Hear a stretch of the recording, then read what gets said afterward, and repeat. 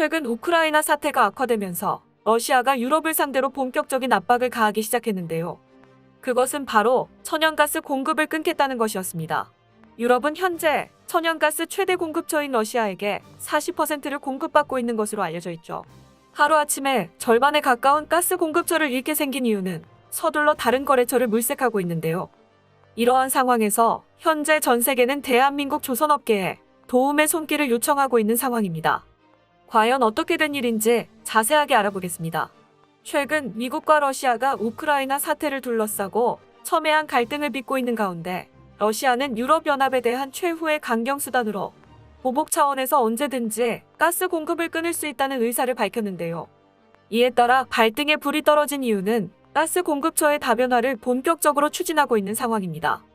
해외 언론에서는 지정학적인 상황을 감안한 유럽이 러시아산 가스를 대체하는 방법의 하나로 LNG 수입을 확대하는 방안을 모색하고 있으며 한국조선사에 LNG 운반선을 발주할 것이라는 분석이 제기되고 있는데요.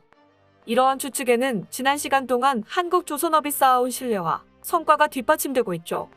실제로 영국의 조선해운 시황 분석업체 클락스 리서치에 따르면 한국조선업계는 작년 LNG 운반선 전 세계 발주량의 87%를 수주하면서 독보적인 지위를 확보하고 있다고 밝혔습니다. 이에 따라 미국 역시 한국에 LNG 물량을 유통해달라는 요청을 보내왔는데요. 버시바우 전 대사는 한국이 인도주의 지원에 공헌할 준비가 돼 있다는 입장을 표명한 것을 긍정적으로 평가하며 나아가 유럽 지역 국가에 대한 액화 천연가스 지원도 검토 가능한 분야로 제시했습니다. 서방 국가 제재에 대한 보복으로 러시아가 가스 공급을 중단해 유럽 천연가스 수급에 어려움이 발생할 경우 한국이 이를 지원할 수 있는 역량이 충분하다는 것입니다. 이 소식이 전해지자 유럽연합 측도 우방들로부터 LNG 물량을 확보해 러시아산 가스를 대체할 수 있을 것이라며 한국의 지원을 바라는 모습을 보였는데요. 여기에 한국 외교부 당국자는 유럽을 지원하는 문제에 대해 진지하게 고민 중이라고 밝혔죠. 이렇게 한국이 각광을 받기 시작하자 일본 역시 선박 사업을 통해 가스 지원에 나서겠다고 했지만 전 세계 사람들의 반응은 그다지 좋지 못했습니다. 그 이유는 그간 일본 선박이 꾸준히 일으켰던 초대형 사고 때문이었는데요. 지난 16일 포르투갈형 오조레스의 남서방에서는 일본 선사인 미쓰이 OSK 라인이 포르쉐와 벤틀리 등 고급 승용차 4천여 대를 싣고 미국으로 향하던 도중 화재 사고를 일으킨 적이 있었죠. 미국 유명 매체 CNN은 사고가 난 선박은 펠리시티 에이스호로 사고 당시 독일의 엠덴에서 미국 로드아일랜드주 데비스빌로 향하던 중이었다고 전하면서 순식간에 불길이 치솟아 22명의 승조원들이 배를 버리고 모두 대피했다고 밝혔습니다. 이 화물선에는 포르쉐 차량 1,100여 대, 벤틀리 차량 189대가 실려 있었는데요. 특히 선박에 실린 포르쉐 중에는 2022년형 박스터 스파이더 모델이 포함되어 있었다며 주문자들의 피해 보상액을 공개하라고 했지만 끝내 일본은 정확한 규모를 공개하지 않고 있는 상황입니다. 일본 선박이 대형 사고를 일으킨 것은 이번이 처음이 아닌데요. 최근에는 일본 선사 오션 네트워크 익스프레스의 컨테이너 스택이 붕괴되면서 바다에 60개의 컨테이너가 가라앉고 80개의 컨테이너가 박살나는 사건이 발생했죠. 전문가들은 컨테이너 선박 자체에 결함이 있는 것이라고 지적했는데 이 배 역시 이마바리 조선소에서 제작된 것으로 알려져 일본 선박에 대한 신용도가 지속적으로 폭락하고 말았습니다. 일본 내부에서도 어떻게 똑같은 사고가 매해 일어나는 것인지 의문을 품고 있을 지경인데요.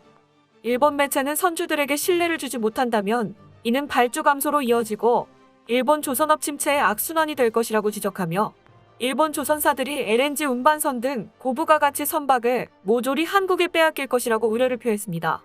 실제로 최근 들어 일본에서는 한국조선해양, 대우조선해양, 삼성중공업 등 우리나라 조선 3사의 선박을 대거 발주했는데요. 조선업계 관계자는 자국 선박 발주율이 100%에 가까운 일본이 한국에 꾸준히 선박을 주문하는 이유를 두고 선박 건조 기술력 때문이라고 설명했습니다. 그는 조선업계 호황에 따라 발주량이 늘어난 영향도 있지만 일본 조선사들이 한국 조선사들에 비해 기술력이 뒤처진다는 것을 인정한 방증으로 보인다고 말했고 또 다른 관계자는 환경 규제가 강화됨에 따라 이중연료 선박의 강점을 가지고 있는 한국의 경쟁력이 발휘되기 시작한 것이라고 분석했습니다. 다시 말해 한국 건조 기술이 일본을 앞선다는 것을 스스로 인정한 셈인데요. 한때 글로벌 조선업계를 호령했던 일본조차도 최근에는 한국의 LNG 선박을 발주할 정도로 대한민국의 기술력은 하루가 다르게 발전해 나가고 있습니다. 대한민국의 LNG 선박 사업이 프랑스와 스웨덴, 일본보다 뒤늦게 시작된 것을 생각하면 우리나라가 얼마나 빠른 속도로 기술력의 증진이 이루어내고 있는 것인지 알 수 있는데요. 심지어 오만하기로 유명한 중국에서도 LNG 운반 선박에 대해서만큼은 한국의 길을 펴지 못하고 있는 실정인데요. 그 계기가 된 것이 바로 2018년 발생한 글래드스토노 사건입니다. 중국 국영조선그룹 계열인 후동중화조선이 건조한 LNG 운반선 글래드스토노가 건조된 지 고작 2년 만에 호주 인근 해역에서 엔진 고장을 일으키며 운항이 중단되는 일이 있었는데요. 중국에서는 곧장 수리에 나섰지만 몇 달이 넘는 시간 동안 선체 결함을 찾지 못하고 수리에 실패하고 말았습니다. 게다가 조선소에서는 차라리 새로 건조하는 게 낫다는 보고서를 내놓기도 했죠. 한번 건조되면 보통은 수십 년을 사용하는 화물선이 이렇게 빠른 시일 내에 말썽을 일으켰다는 소식이 전 세계에 퍼지자 중국 조선업에 대한 글로벌 선주사들의 신뢰가 바닥으로 떨어지게 되었고, 당시 중국 조선업계의 75%가 1년 동안 한 차례의 수주도 받지 못하는 대참사가 벌어졌습니다.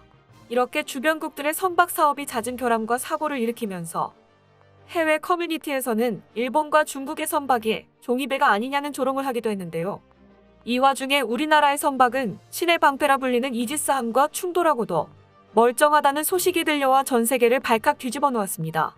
2018년 노르웨이 해군의 프리드요픈 안센급 호위함 헬게 잉스타드가 NATO 기동훈련 참가 중 막 항구를 출항하던 몰타 선적의 11만 톤급 대형 유조선 솔라 TSO와 충돌한 것입니다. 헬게 잉스타드는 우현 후방 쪽이 3분의 1가량 찢어졌으며 8명의 부상자를 내는데요. 다음 날 노르웨이 해군은 함정을 살리려는 시도를 펼쳤지만 선체의 95% 이상이 바닷속으로 가라앉아 사실상 침몰하면서 다음 해에 공식적으로 폐기 처분 결정을 내리고 말았습니다. 이에 반해 대우조선이 건조한 유조선 솔라 TSO는 경미한 스크래치에 그쳤다고 전해졌는데요. 이 사건은 아이러니하게도 대한민국의 조선업계가 만드는 선박이 얼마나 튼튼한지 보여주는 사례가 되어 대한민국 선박 사업이 불티나게 팔리기 시작하는 계기가 되었습니다. 특히 LNG선은 천연가스를 영하 163도의 급저온 탱크에 저장해 운반하는데요. 급저온 상태에 LNG가 새어나가면 강철이 약해져 배가 두동강이 날 우려가 있습니다. 또한 자칫 대형 해상 폭발 사고가 일어날 가능성이 있어 선사들은 안전성을 고려해 기술력이 뛰어난 한국 조선소를 선호하는 편입니다. 이처럼 상승 궤도에 오른 대한민국의 LNG 운반 사업은 우크라이나 사태와 관련하여 러시아가 유럽의 천연가스를 끊겠다는 압박을 가하기 이전부터 전 세계에 많은 각광을 받고 있었는데요. 조사에 따르면 작년에는 전 세계에서 발주된 액화 천연가스 운반선 10척 중 9척을 한국이 수주한 것으로 나타났습니다. 영국의 클락스 리서치의 통계에서는 세계 누적 선박 발주량은 4,498만 8,224 CGT로 집계됐고, 이 중 한국은 점유율 37.7%라는 대기록을 세웠습니다. 대한민국이 이러한 결과를 낼 수 있었던 것은 이전부터 수익성이 떨어지는 컨테이너선보다 LNG 운반선이나 액화석유가스 운반선 등 고부가 가치 선박을 선별적으로 수주하고 있기 때문인데요. 한국 조선업계 관계자는 제한된 건조 공간을 고려할 때 LNG선 등 고부가 가치 선박만 골라 수주하는 게 수익 개선에 더욱 도움이 된다고 알린 바 있습니다. 이러한 대한민국의 집중형 사업 계획이 잘 먹혀들었는지 한국은 전 세계에서 발주된 LNG선 가운데 91%의 점유율을 수주하는 기염을 토했죠. 게다가 얼마 전 현대중공업그룹의 조선 지주사인 한국조선해양은 아시아 선사로부터 대형 액화 천연가스 운반선 한 척을 2,600억 원에 수주했다는 소식을 전해왔는데요.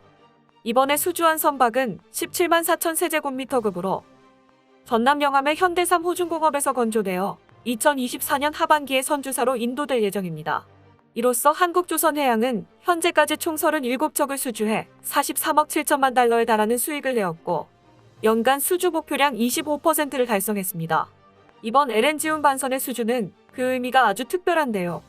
현재 EU를 비롯한 전 세계 많은 국가가 러시아의 천연가스 압박에서 벗어나기 위해 새로운 파트너를 찾고 있는 상황에서 우리나라가 그 자리를 꿰찰 수 있는 자격이 있다는 것을 보여주었기 때문입니다. 전문가들은 우리나라가 이번 사업에서 러시아를 대체해 유럽의 천연가스 공급처를 맡게 된다면 대한민국은 경제는 물론 국제적인 영향력까지 크게 성장할 수 있을 것으로 예상하기도 했죠. 남들보다 한 발 앞선 기술력으로 전 세계의 주목을 받고 있는 자랑스러운 대한민국인데요. 날이 갈수록 싸늘해져가는 국제 정세 속에서도 수많은 사람들의 희망이 되어줄 우리나라 조선 사업을 응원합니다. 끝까지 시청해주셔서 감사합니다. 도움이 되셨다면 좋아요를, 다른 이야기도 궁금하시면 구독을 눌러주세요.